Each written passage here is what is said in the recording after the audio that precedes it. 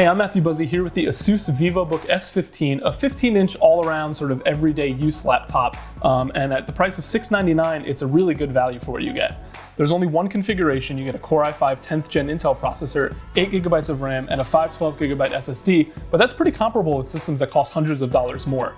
It also has a sturdy, nice metal build, aluminum alloy, which feels pretty high quality. The keyboard's comfortable, and as you'll see here, the biggest feature of all is yellow enter key, which Asus says is aimed at a more fun sort of Gen Z younger crowd. I guess between that and the lid, you'll notice the green color right away. It's called Gaia Green officially, but there's actually a red, a white, and a black, so there are plenty of options available.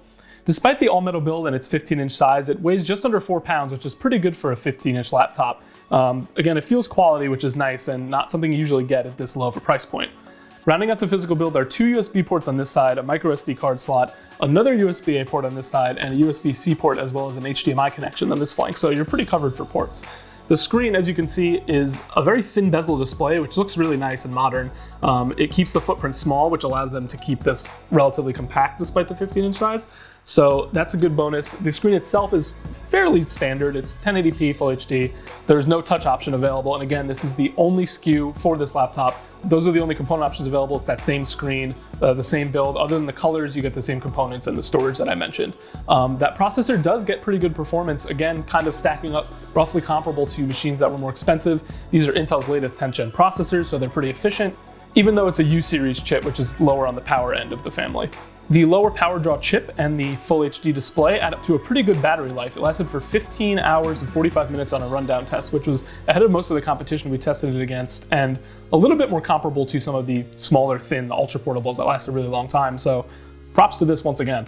Last but not least, there are a lot of good extras on this build, which make it especially nice given the price. Like you get a fingerprint scanner that's built into the touchpad, webcam, of course, USB-C, as I mentioned, which is not a given at this price point by any means. And even you may have noticed a full-size number pad, which, again, not that common.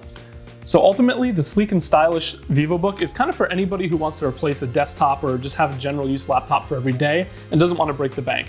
At $700, it's a really good value, and there are few real complaints I have.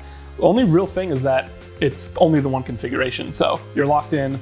There's no configuration options when ordering, but I mean, it's a good SKU. There's plenty of storage, it's got a lot of ports, the processor's fast, 8 gigs of RAM does the job, and really, if you're a media professional or someone like that looking for a professional grade laptop, this isn't quite it, but it's a really good value for everyone else who just wants to do everyday tasks, browse the web, word process, and it has long enough battery life that taking it on a trip, and you see it's pretty light and portable, is easy to do. So fully recommend 4.5 stars, editor's choice for the Asus VivoBook S15.